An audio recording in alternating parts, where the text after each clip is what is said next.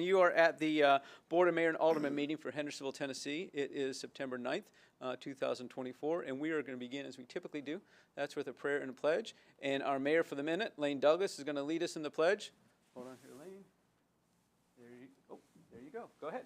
We pledge allegiance to the flag of the United States of America and to the republic for which it stands, one nation, under God, indivisible, with liberty and justice for all.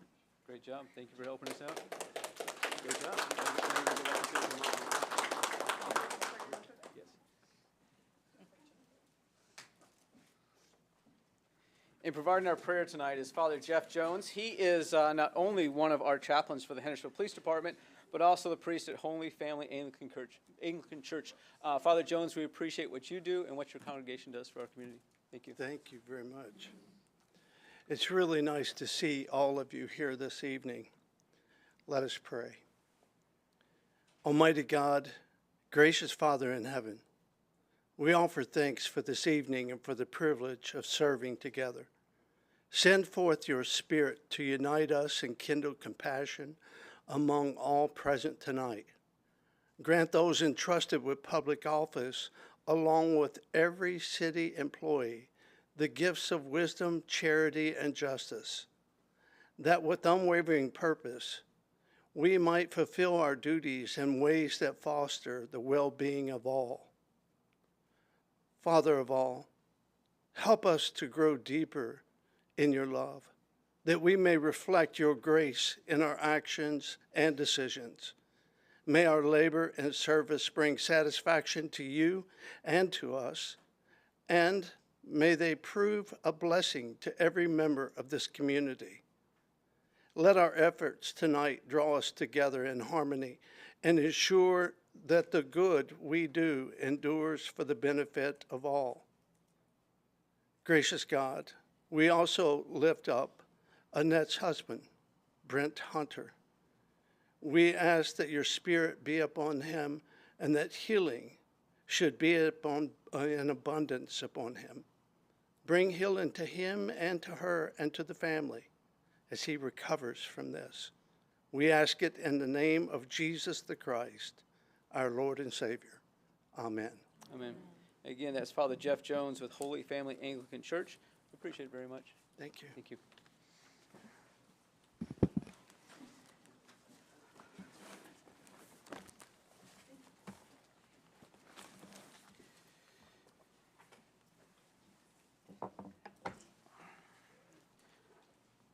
I'm going to entertain a motion. We accept the agenda that was provided to you all in your packets.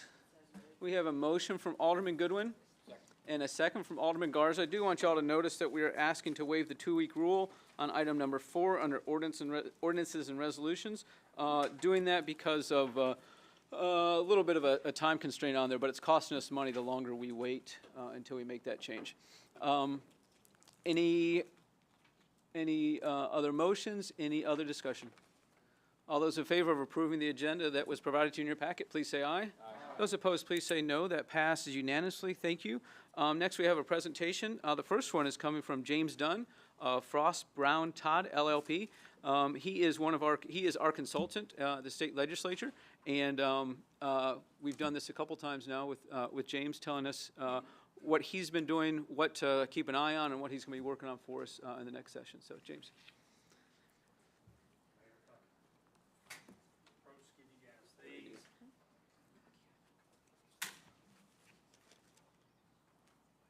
Thanks for the introduction, Mayor, Board, Mayor, and Alderman here. What you'll receive here is just a packet on all of the bills that we have tracked in year 1 of 2 of this General Assembly. About 100 bills.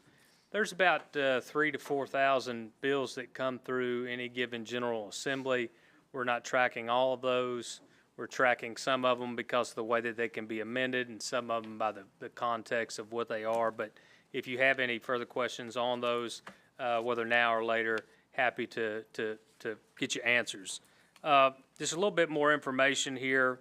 You know, there's about, I guess, a little over 400 cities, 95 counties, so it's good to have a voice, of course. Hendersonville being in excess of 60,000, one of our larger cities, I think that's important. So been able to meet with some of you on an individual basis to talk about issues, not necessarily before this body, of course, but just generally about the legislative branch, the executive branch at the state level, sort of what's going on. And then, of course, on a regular basis, I meet with the mayor, sometimes staff, pending on the issues going on. We've interfaced with various people at the executive branch level within state government, TDOT on our Exit 8 issues, of course, light synchronization, which I know is still ongoing. Sometimes it's TDEC on various issues, and other folks of the sort. What had happened this year, I think, important for you guys to be aware of that we had worked on. One of the main things, of course, you know, on sales tax collection, the state collects a piece of the revenue, as does the county, on top of what y'all get from your sales tax. We ended up cutting the state sales tax from 1.125 to 0.75, which results in a savings to you all of $163. That is the city of Hendersonville, $163,000 annually going forward. Another thing that we had worked on, and let me say thank you, not only to you guys, but to our delegation. We have the House Majority Leader in William Lamberth. We have our Speaker Pro Tem in Farrell Hale, Johnny Garrett, of course, who's our House Majority Whip, and then, of course, Representative William Slater. That delegation is very helpful to what we do. They're helpful in trying to move the needle for us and the issues that are particular to you all, so they do pay attention. So keep talking to them. That kind of communication is good. But thanks to the work of Leader Lamberth and those guys, we were able to get $650,000 into the budget recurring annually for a new DMV. The Department of General Services put out that RFP. I believe that there's been an award. There's some work, I think, getting done right now, however, on the parking for that. So hopefully we'll hear more about that soon. That appropriation was for Sumner County at large, but of course the city of Hendersonville being the target community for that. We need that here. The population merits it, absolutely. We've got one in Gallatin. We really need one here. So that was kind of the thought process. Hopefully we'll have that up and running. Hopefully within the next 3-4 months, we'll see. We've been interfacing with General Services and ultimately the Department of Safety, who has jurisdiction over our licensure, who has more information and waiting for us. So that's around the corner. Continued efforts, the things that we've been looking at, of course, Exit 8, all the other issues that we are looking at. And then sort of want to talk a little bit about kind of what's ahead here, legislative priorities, the conversations that we're having.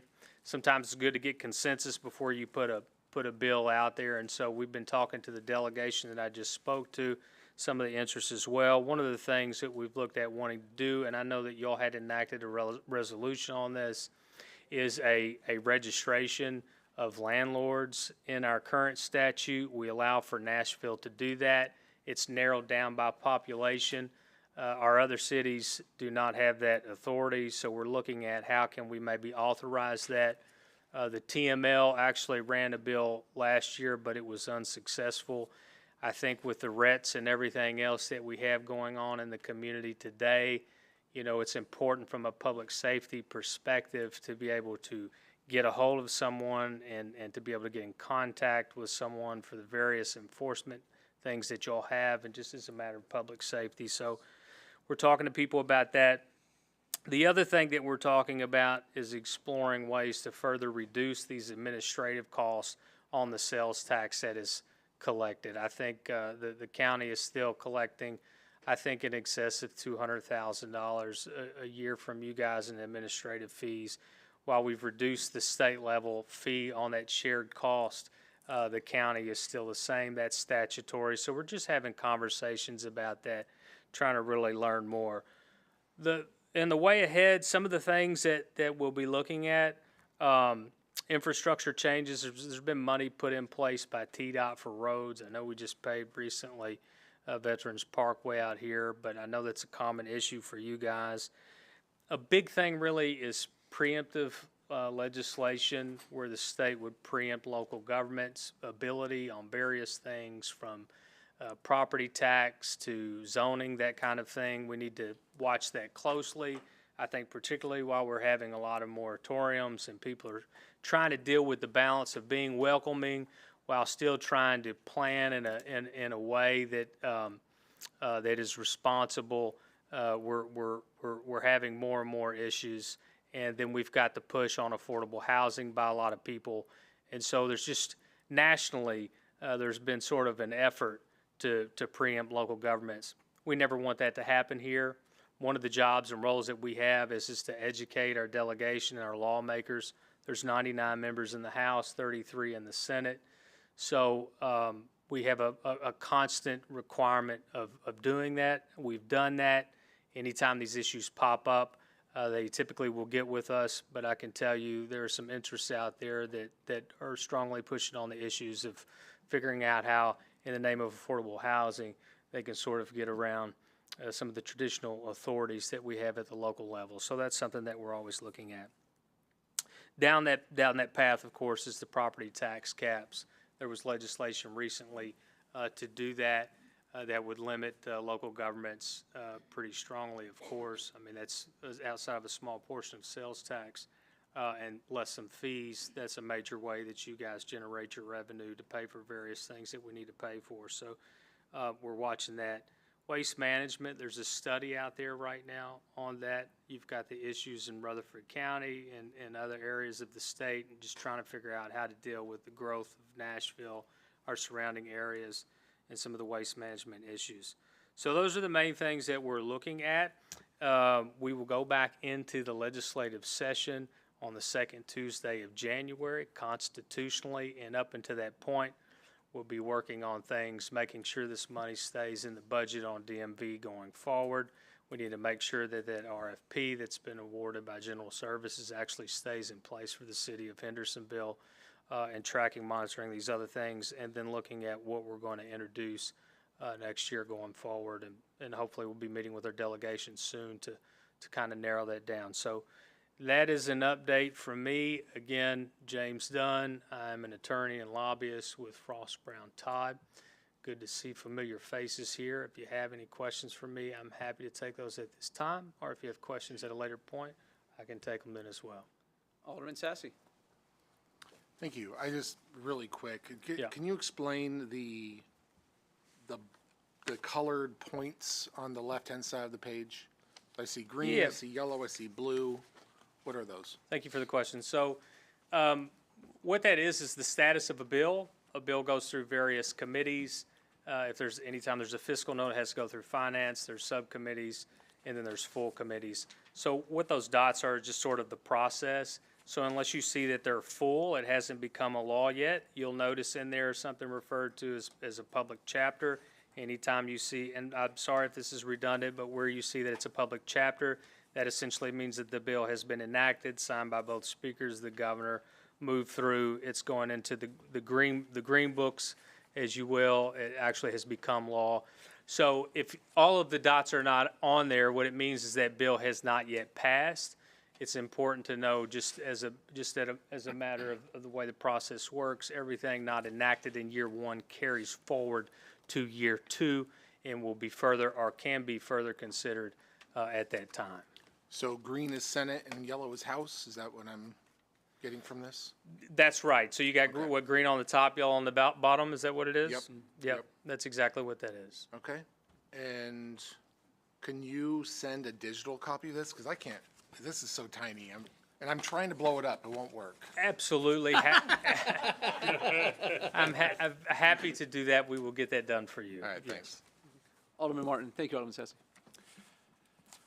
Yeah, there's one on here I think people will be excited about. It's the Property and Housing Homes Not Hedge Funds Act. Can you talk a little bit about that one? What bill number is that? Senate Bill 242, House Bill 298, 242. page 4. I think there were actually a couple of those bills last year.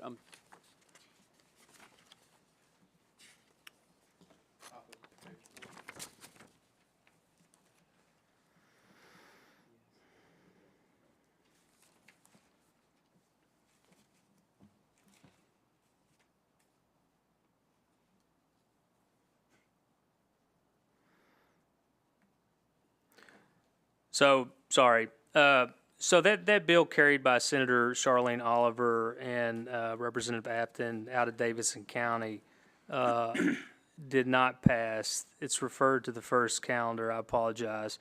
I'm not prepared to tell you exactly what all that statute does, but we can get you a further report on that. I think with those particular sponsors, I'd be surprised if it goes anywhere, frankly. But, so anyway, I'll have to get back to you on that. Oh, Alderman Martin, anything else? No. Thank you. Alderman Bergdorf. Thank you. I think that Alderman Sassy answered my question regarding the digital copy, number one. Number two, is there any order to these presented? Is housing first or property taxes next, or is there we just got to look through it and see what it is? Yeah, no, there's no particular order Okay, to all right, this, just other wanted than to the check. bills that we've added to the list to be tracked, yeah. All right. Thank you. I That's appreciate right. it. Alderman Bergdorf, thank you. Alderman Robertson. Thank you, Mr. Dunn, for your work on our behalf. Just a point of notice that, does your firm have good connections with TDOT?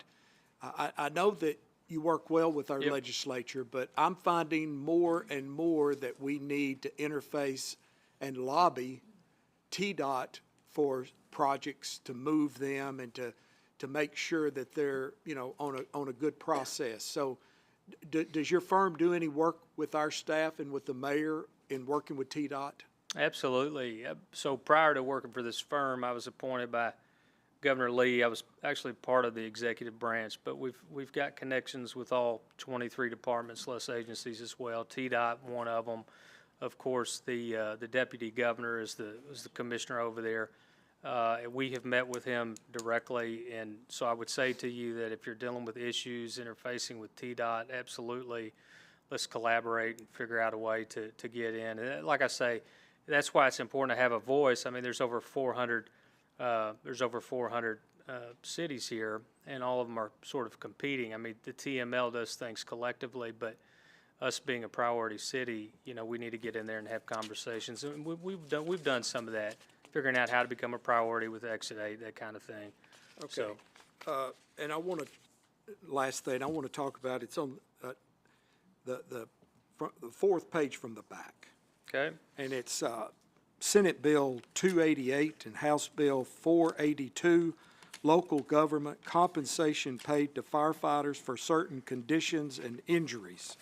I know that our fire department worked hard with getting that legislation passed. I don't know if you worked on that as well, but we're all glad that bill passed. So I was just wondering, from either the staff or from your perspective, is there anything that we need to do to maximize the utilization of that legislation? So this added certain things that are covered for the firefighters. I did not work on this per se, but I know that it's important to everyone here in your constituency. So we were tracking that, but I don't know that there's anything that the city needs to do. Again, this just expanded the coverage for your firefighters here, but it's not something that we proactively worked. We were neutral on this bill, although supportive of of our firefighters generally speaking. Okay, maybe the staff, Jesse, at one of your reports could give us a report on, how we're implementing that legislation. Sure. And the fiscal note, or what we're doing in the COO's report. Okay, thank you, that's all. And I've got to apologize, I sort of downplayed some of what Mr. Dunn does, is the work he does with the executive department is probably about half his work. It's not just legislative, but it's also with the executive department. Alderman Martin. tying off of what Alderman Roberson was asking about, there's another one, Senate Bill 301, House Bill 333, firefighters retirement age.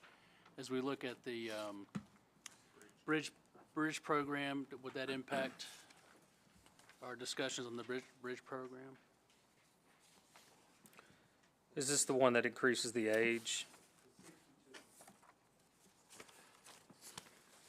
Yeah, I mean, I think, look, so the firefighters are regulated under the Department of Commerce, of course, and we can look further into that. But anything that's changing the scope of coverage on insurance or that's changing the age is going to impact, what y'all are dealing with outside of your volunteer firefighters. And we have bills every year sometimes that also impact volunteer firefighters. But obviously so just so that you know, for your awareness, you see in here the fiscal note. You can see how they project every time that there's a bill that is considered before the General Assembly. There's something called a fiscal review committee. They do an assessment on what the impact will be to the state, also to the local governments if enacted. They do have an increase on the fiscal note down here. I'm looking at SB 288. What page are we on with that one? This is on page, I think, 5, no, Okay. 4. 4?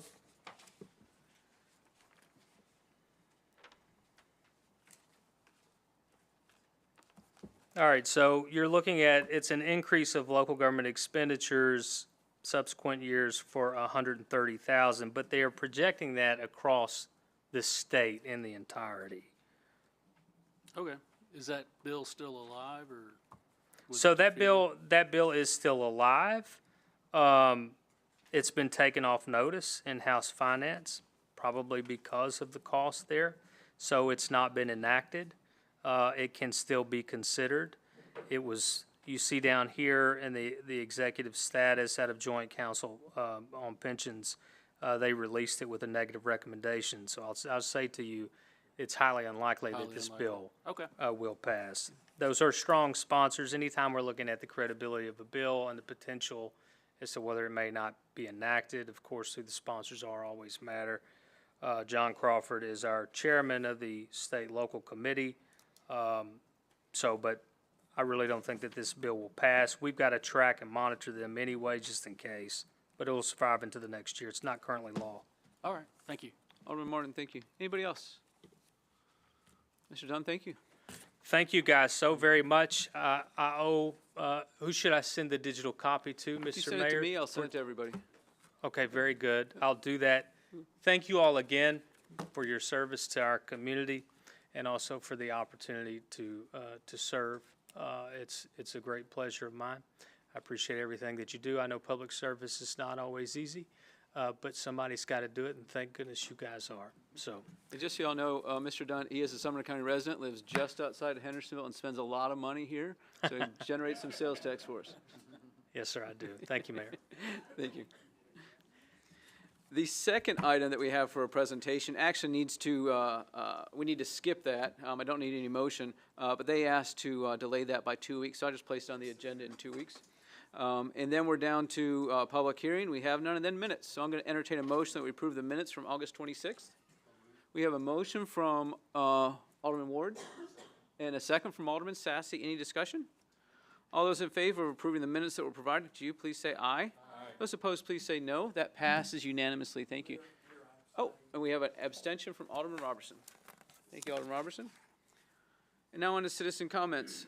Speakers must identify themselves by name and address. Public comment shall be limited to 5 minutes per person, which time is not transferable to other speakers. All comments are to be directed to the presiding officer, not to the alderman, city staff, or other members of the public.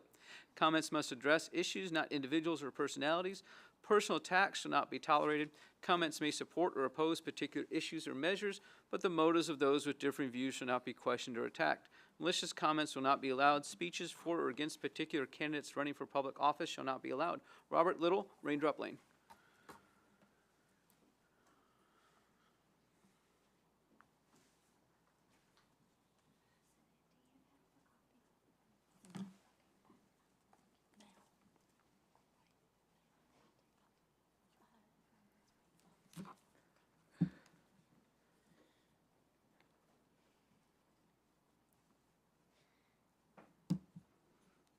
I'm Robert Little, 314 Raindrop Lane, here in town.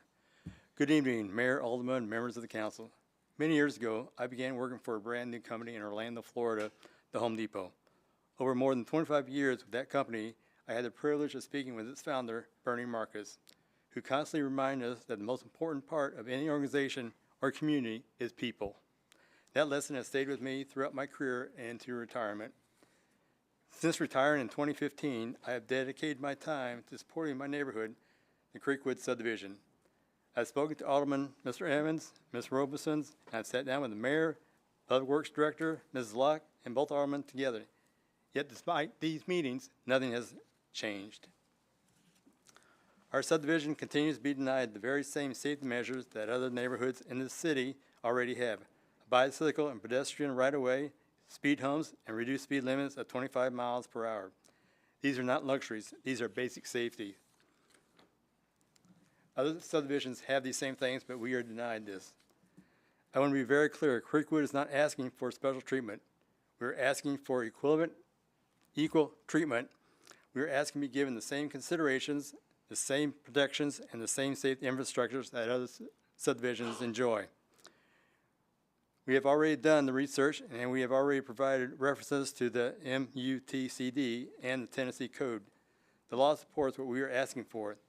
The president is already there. The only thing missing is the decision to extend the same fairness to Creekwood. Mayor, Alderman, this is about people. It is about the families who live in Creekwood, the children who ride their bikes, the seniors who walk our streets, and the neighborhood simply want and feel safe where they live. Tonight, on behalf of the Creekwood subdivision, I present our petition for equal rights to safety. I urge you to act, not just because the law and president support it, because it is the right thing to do.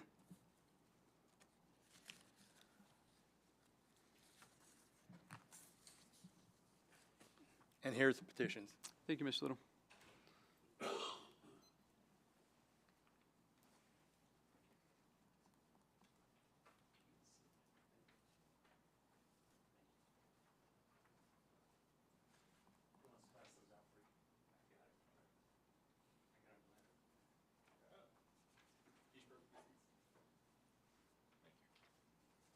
Thank you.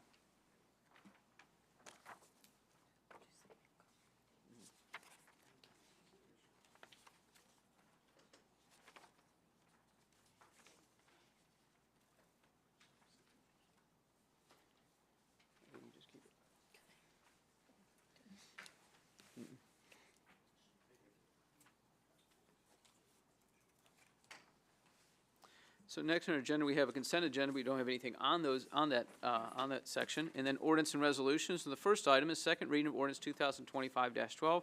This is an ordinance to amend Hendersonville Municipal Code Title IV Municipal Personnel, Chapter 2, Personnel Merit System relative to Job Classification Plan Review. Alderman Dixon, you have a motion? Yes, so moved. We have a motion from Alderman Dixon and a second from Alderman Goodwin? Yes. Okay. Would either one of you all want to speak on that? Yes. Okay. Alderman Dixon, go ahead. Yes, this is the second reading, and it was unanimous, but we did cut off our discussion. We had a healthy discussion last BOMA meeting, but I know that there is an amendment that Alderman, thank you. Okay, so the amendment's being passed out. So I will pass my comments on to my speaking to Alderman Collins so that she can review her amendment. Okay. We're passing them out right now. Yeah. Alderman Goodwin, do you want to say anything? Should we go to? Okay. Alderman Collins, go ahead. Everybody's had this in email. We talked about it, but then did not vote on it because we wanted to get the language together. So I think we've already talked about it. It's just, the point is to capture all forms of payment, not just salary, because for some of our people, particularly our public safety team, they have all of these supplemental pays, education pay, EMT, SWAT team, bicycle riders, negotiators, air pack for fire department, all of these various things that they also get paid on, and we've never evaluated those in a pay study to see if we're competitive in those, and since it really does impact the bottom line of what people are making, I think we should look at pay comprehensively, and that's all this is. So I need to move to amend to this. So we have a motion to amend. We have a second from Alderman Garza. Alderman Collins, anything else? No, thank Okay, you. Alderman Dixon, go ahead. Yes, on the amendment, can I ask Mr. Eckenroth to come to the podium, please? Sure, and I've got a question for Chief Jones as well. Great. Given all of these additions, and I really think that having this in here will make this a better ordinance, I do. But I want to be real about it as well. Can we actually, will this bog us down getting to a market analysis for with all of these different types of benefits added to this? Can we get it done? Is it reasonable? Yeah, I think we can get it done. You know, there's more work involved, so it will take longer to analyze through it. It'll take longer to get the information from folks, but we can absolutely do it. We're going to put a lot of public records requests, and our consultant is on our behalf. So if everyone submits everything the first time, great. We'll probably have to do follow-up. Not all cities will have the same Yeah. types of benefits, so we'll have to sort through that, which cities have it, which cities don't. So it'll take a little longer to make the report and sift through it, but it will provide more information to have all those different types of benefits. Right. Thank you. That's all I have, Mayor. Thank you, Alderman Dixon. Chief Jones, so looking at the biggest department we have, and looking at all these requirements, and obviously a good portion of them apply to police department, fire department, some of them to parks. Well, some of them apply to all of our departments. Do you have a copy of this list? I don't know, sir. Okay, here, let me show you. So this is what's expected of a pay study. In red, give you best example. How do you feel about the pay study that we've done in the past compared to studies we've done in the past compared to what this would require us to do? I guess basically what I'm asking is, our pay studies in the past, are they good enough?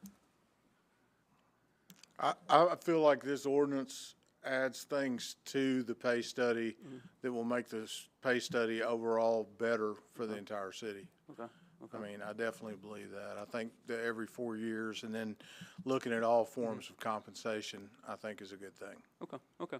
I appreciate that. Any other questions for Chief Jones? Okay.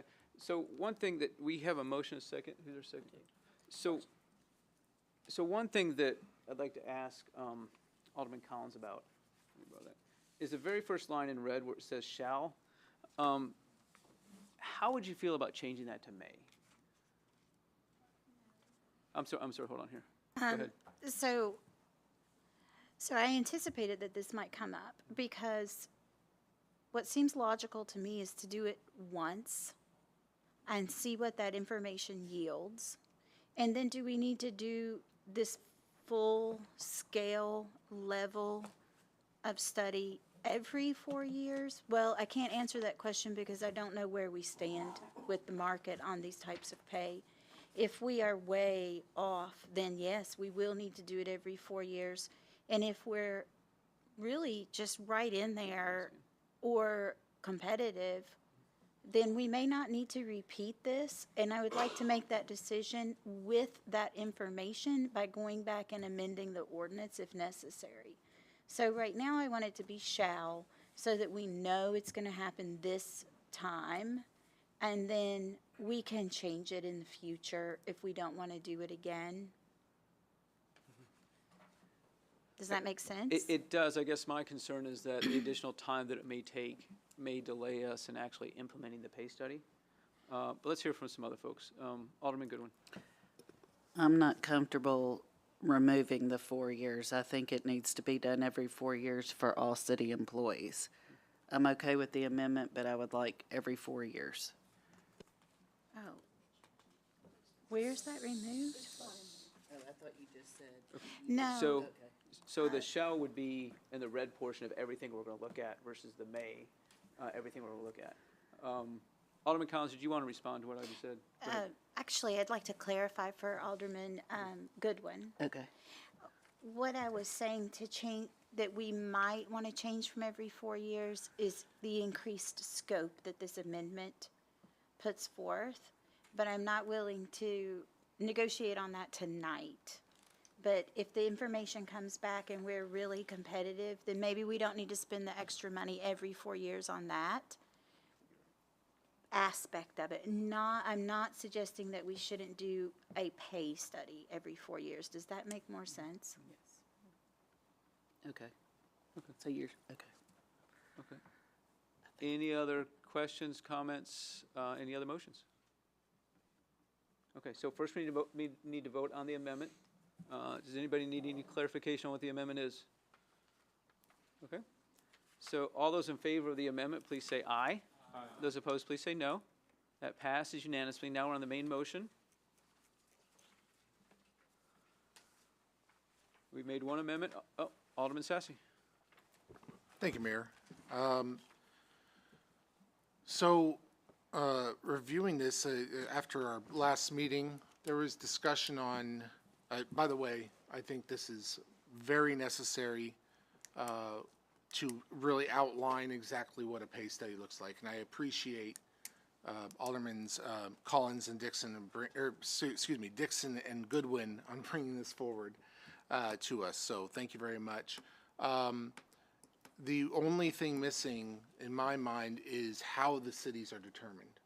And so I put a lot of thought into this. I've talked to some people in the city. I've talked to both chiefs, talked to our COO, and what I would like to propose is that instead of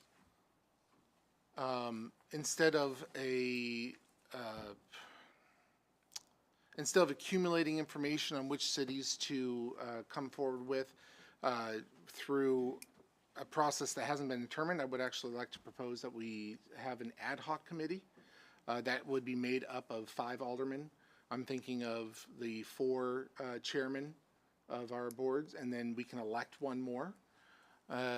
And those 5 would then bring to BOMA. They would bring in the consultant, also have staff there present that can give their input, and then that group of 5 would create a recommended list that would be brought to BOMA, who would then approve that list or make final changes to it. So that's what I would like to propose. There's a very specific way in our municipal code on how to create committees. And it really would need to be a standalone ordinance, but we don't have to do it tonight anyway because we've got a couple years. So is that something you're okay with putting off 2 weeks or 4 weeks or whatever to write it before and not deal with it right now? Well, when is this pay study supposed to start? Jason, when would Pretty it start? quick, right?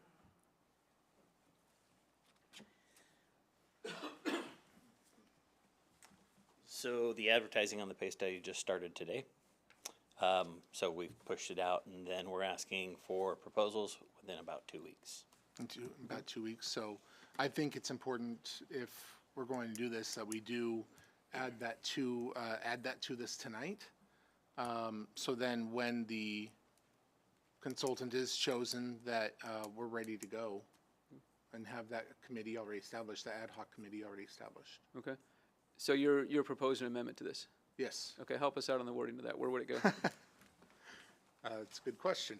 Maybe I could use the services of Mr. Lance Ray over there to determine how we would word this. Let's see.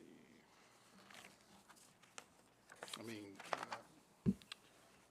just, it could be a separate section. Let's see what we got, section 1. It could be a section 2 at the bottom, that a ad hoc committee be formed to, well, I didn't get what everything Alderman Sassy said about what they'll be doing, but whatever Alderman Sassy's language is, it can just go in a new section 2 underneath. And then push everything down from 2? Well, I don't see it. No, We just have, you mean section 1 right Section here. 6? Because looks like there's 5 sections to Well, 4206. the 5 sections will go in the Hendersonville Municipal Code. This is actually amending the code. Section 1 I at the see. top amends the code, so this could be a section 2, which is separate see. from that. That part would not go into the code. So then section 2 would be, and BOMA, Board of Mayor and Aldermen would create an ad hoc committee made up of these individuals with one elected by the Board of Mayor and Aldermen to determine, discuss the cities to be determined, or the entities, because I guess it could also be counties, it could be the airport. So what would you call that? Entities? Yeah, entities. Other governmental entities. Yeah, governmental entities. Is it just governmental? What other options would you recommend? Airport, you said. What's that? You said the airport. That's not good. Well, TSA is, and also the Yeah. airport police, I believe they're federal, right? I don't know, I could be wrong. Other governmental and quasi-governmental Quasi, entities, okay. yeah. Do we have a second? A second from Alderman Bergdorf. Yeah, I want to go ahead and speak on this. I've got to vote no on this. This is something that should have been sent out to us ahead of time. And also, this is the responsibility of our staff. If it's not the responsibility of our staff, it's the responsibility of committees we already have established. A year ago, I sent out an email to all the aldermen that had a problem with the cities and the entities we looked at, and I asked them which cities, which organizations should we compare ourselves to. Nobody responded. This is the responsibility of staff. They know where we are losing employees to. They know who we are competing against. They have been incredibly transparent through the last study, and everybody knew the whole process that we were going through. It was very apparent. It was brought out from the very, very beginning. And that's what we need to rely. We need to rely on staff. I feel like the board has given the direction that we need to give, and then staff goes from there, and they will keep us apprised of everything that they're doing.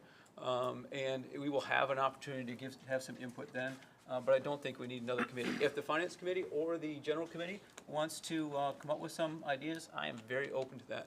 But what I worry about is we can put together a committee and get the same result I got when I sent out an email is nothing. So, Alderman Dixon. Thank you, Mayor. Just to piggyback off that, my mind went to that as well. And I appreciate the amendment, I do, Alderman Sassy, I do. But our role is, as government, is to create regulation we can live with and not over-regulate. Our role isn't to work the regulation. And so I can't support that in terms of my political beliefs. I'm sorry, I can't. Thank you. Alderman Dixon, thank you. Alderman Martin on the amendment? Okay, go ahead. On its face, I like having a committee because I kind of envision Chief Jones and Chief Bush being a part of that committee. Are they already involved in selecting the cities, or how does that currently work? Jason, you want to do that? Thank you.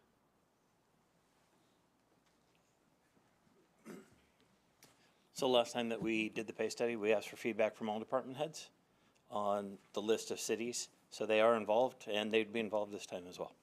Okay, all right, thanks. Alderman Martin, thank you. Alderman Bergdorf. Thank you, Mayor. Appreciate that. I'm going to support this amendment because I feel like it's a good step in transparency.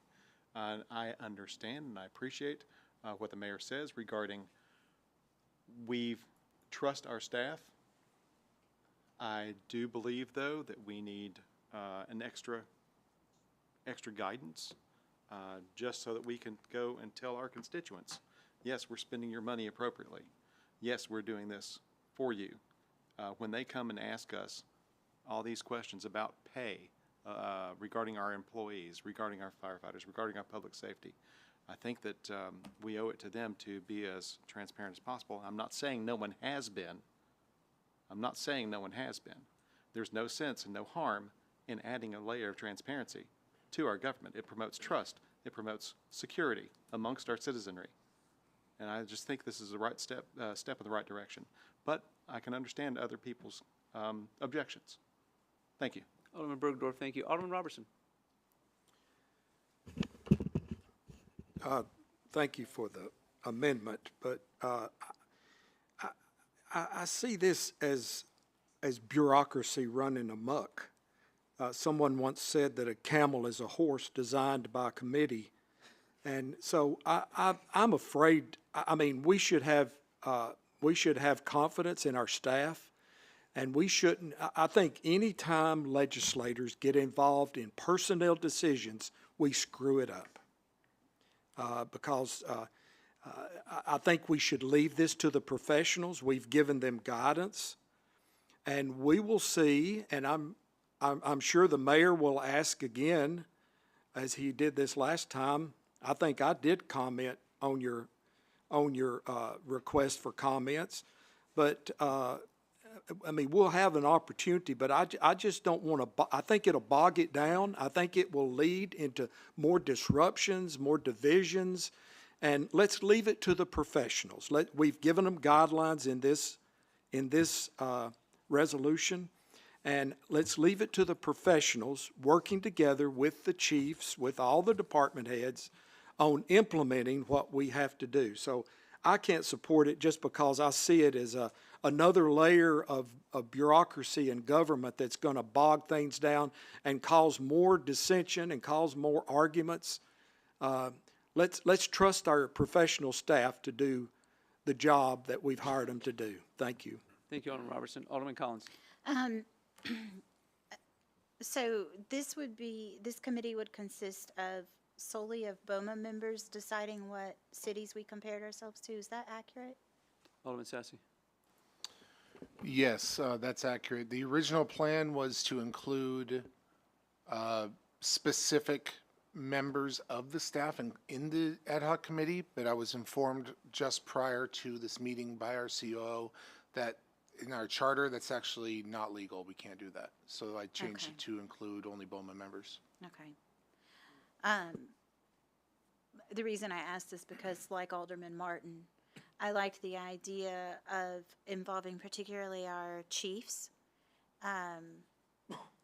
because one of the things in our situation that we've just been through with pay that I heard from a lot of employees is, why did you compare us to that city? Why didn't you compare us to this city? And I think it is important for our employees to have buy-in, because if they don't believe the pay study is accurate, then they don't trust us to make the right decision for them when we're basing it on something that they don't trust the document. But if we can't have the chiefs and maybe all department heads or some department heads involved in selecting the cities, then I don't really see the value in us doing it. But thank you. Alderman Collins, thank you. Alderman Goodwin. I just wanted to say, we have other departments than just the two chiefs. I mean, I don't think we should leave department heads from Public Works and Parks and the other departments. I mean, we have a whole city of employees. So I think if you're going to put two in, you have to put all of them in. Alderman Goodwin, thank you. Alderman Bergdorf. Thank you, Mayor. Is there a way that we could, maybe this is addressed to Jason, may I? May I ask Jason? Thank you. Sir, when we go through this process, you said you consult most of our staff, all of our staff, right? So is there another committee, now the mayor alluded to other committees that this may go through before it hits BOMA. Mayor, do you have any recommendations regarding that? Which committee it goes through? Yes. It's gone through general in the past because it's personnel involved. Okay. So that's where it would go first? Before the it pay comes- study comes back to us, yes. All right. All right, thank you. Thank you. You did a great job. Jason, you ready for us? Okay. Yes, it's on the amendment. So all those in favor of the amendment, press the green button. Those opposed, press the red.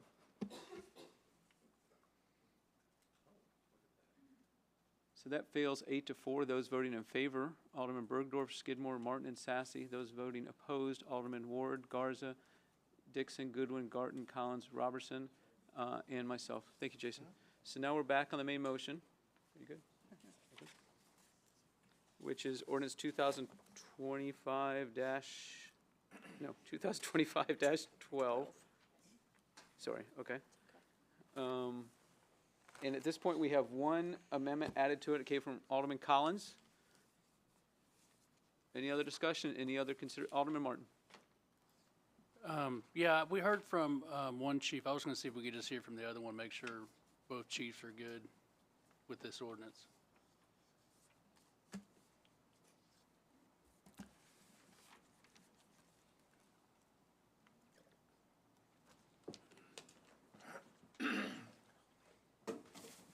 You need a copy? Yes, please.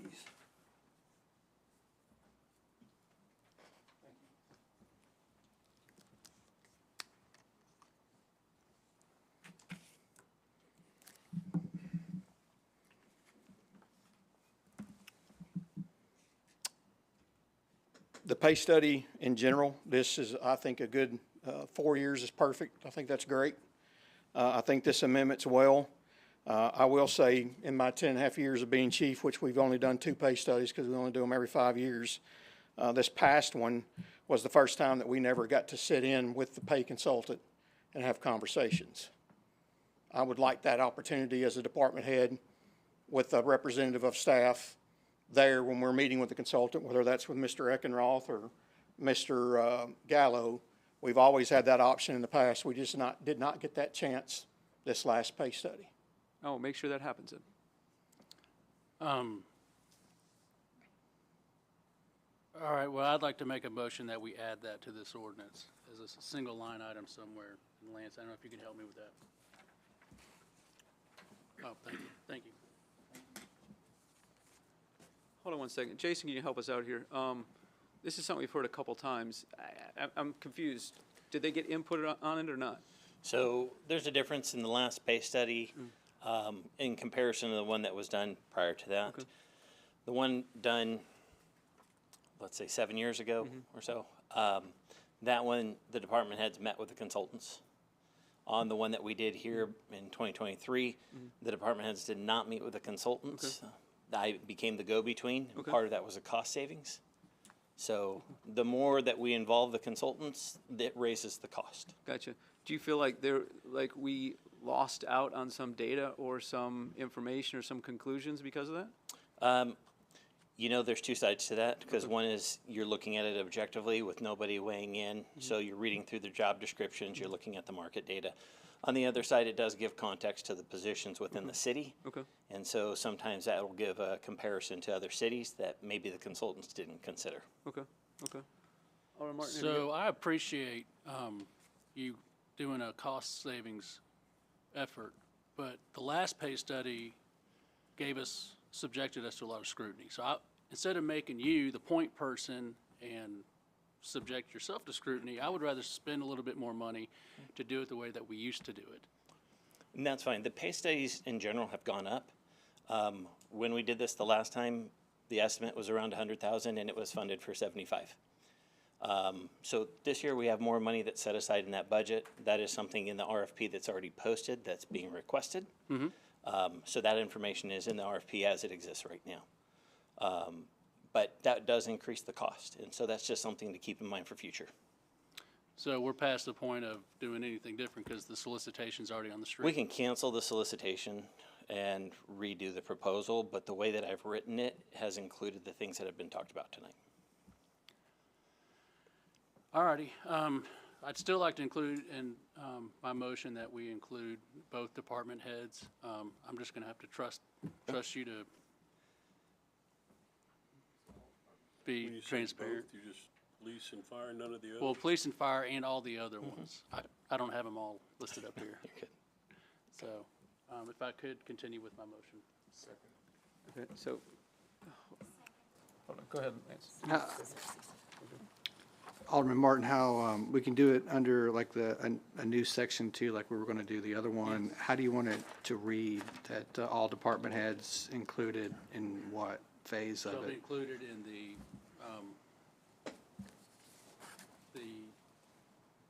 process. What phase does the decisions on which entities are to be included. What phase would that be? Step 4. Step 4. Step 4? Okay, let's add it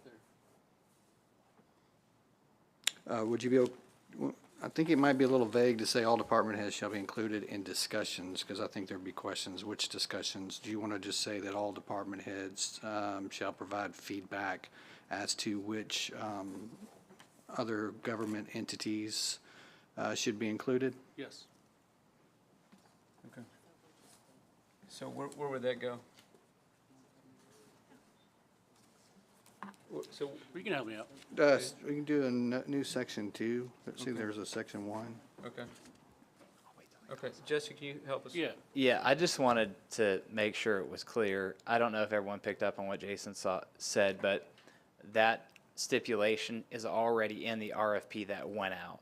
So meeting with department heads is in the RFP that the consultant saw. So it was the other information that was passed tonight, plus that information of asking them, requesting that they meet with department heads when talking about salaries, already in the RFP that went out. So no matter if it gets put in or not, or where it gets put in, it is already in the RFP that's out for consultants to review.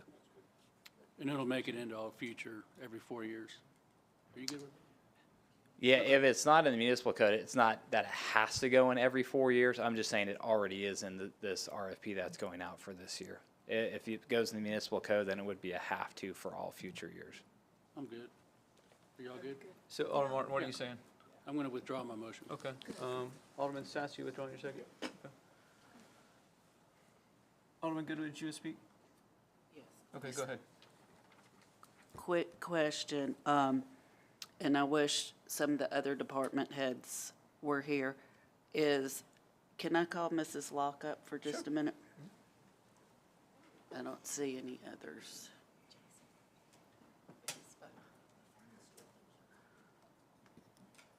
There's Tamara. We're concentrating on all these little minute things in here and add-ons. Are there things in your department that we need to consider for the pay study or the parks or public works? I just don't want to leave any departments out and have it come back that it's a police and fire issue again. I want all city employees included. Thank you. The main things for Public Works, we're pretty diverse in our workforce. We have engineers and laborers and things of that nature. So for us having the ability to compare maybe to some private as well as public, just because CDL drivers is very competitive in the market, and some of those private companies do pay differently than municipal. The other thing, it's relatively minor, but the on-call pay, it's it's the only differential that Public Works is subject to, which I think Parks as well. Looking at that to see what other municipalities may do would be great.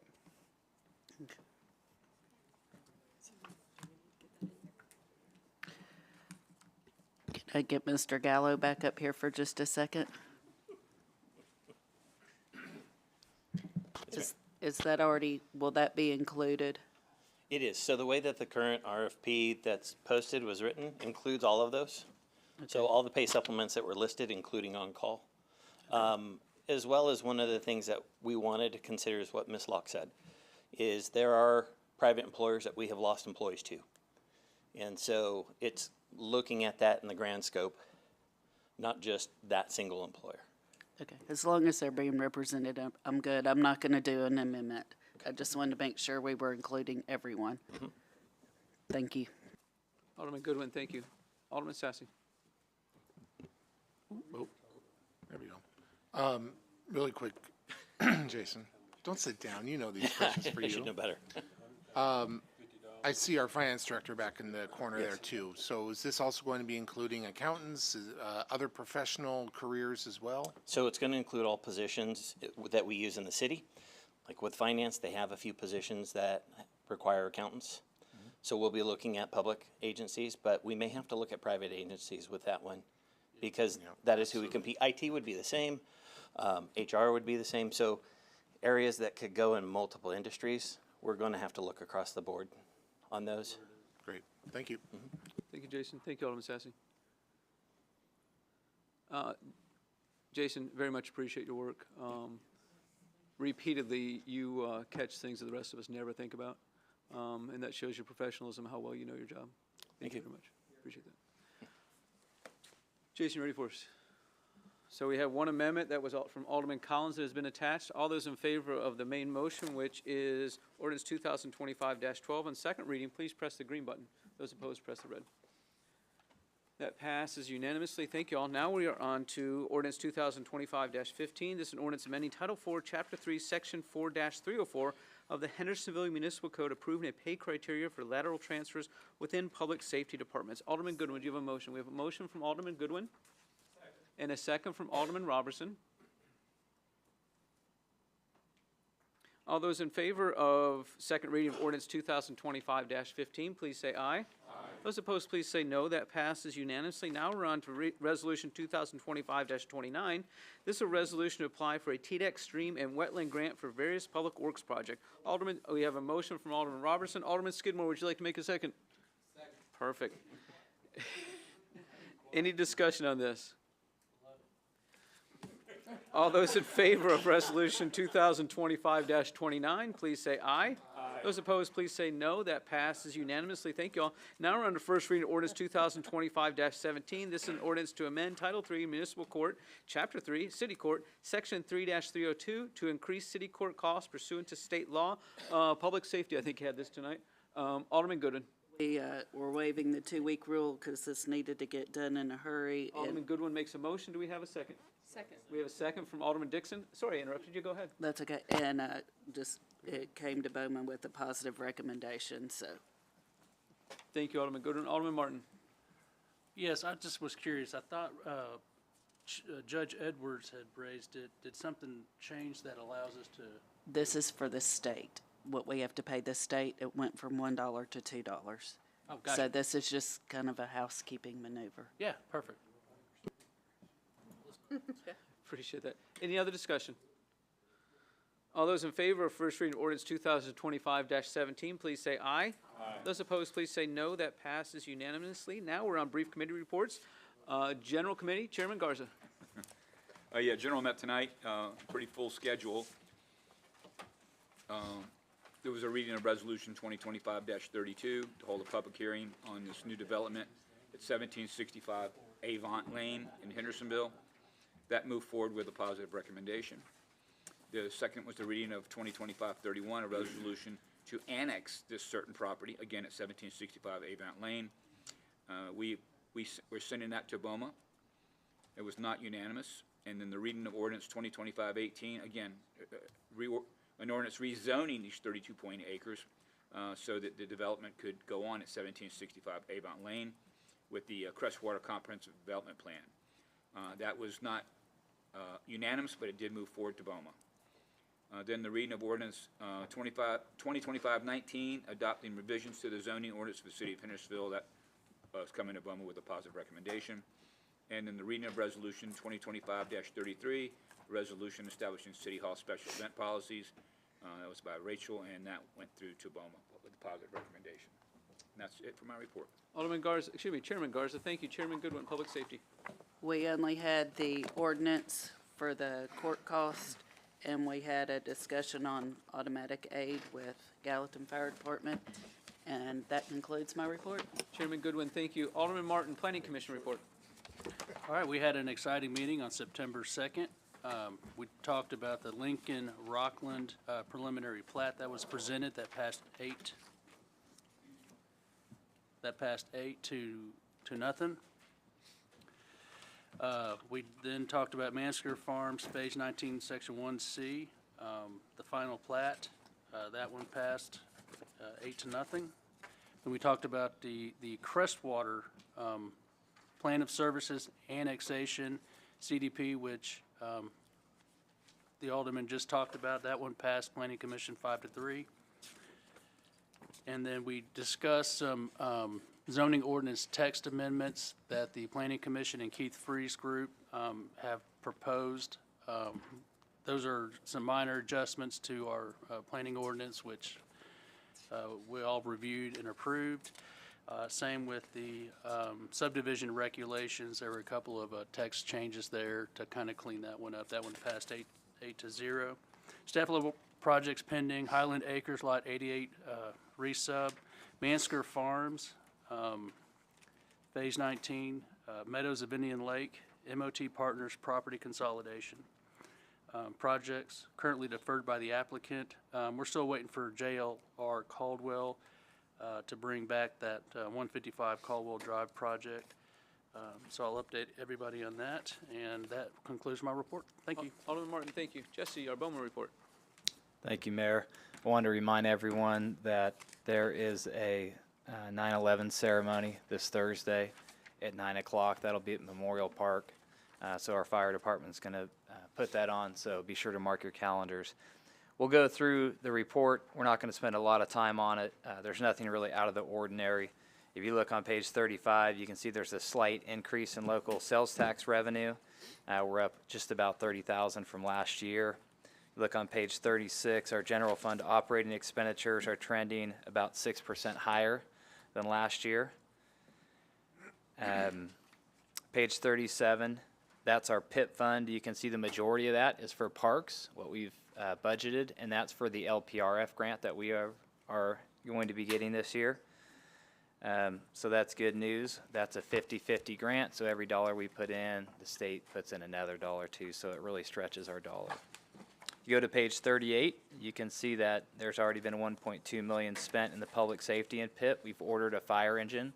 Those take a couple of years to get from the time we order them, so we have our fleet replacement schedule, so we're ordering those a couple years ahead of time. That's what that expense is on page 38.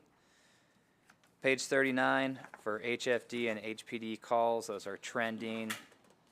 Everything's trending on page 40, 41, 42, pretty standard. Page 43 is the list of events for the parks for the month of September. This weekend, Saturday from 4 to 8, the gates will open at 3:30. There's a Folk and Bluegrass Festival at Saunders Ferry Park, or Sanders Ferry Park, I guess, depending on how you want to say it. It's $10 admission at the door. 12 and under are free. And if you don't know how to pronounce it, there is a great social media clip going out on how to pronounce Saunders Ferry. Is it off of Avant Lane? Page 44 shows stormwater and projects, paving projects. Stop 30, we might start putting the final cap on that this week. So they've been doing a lot of work to put the drainage in under the street. So that work may start this week for the paving cap on it. And then section 4, which is mostly Ward 4, will be getting some paving starting this week, probably going through the next week. Page 45 has the update for safety staffing for police and fire, just kind of showing a list of vacancies.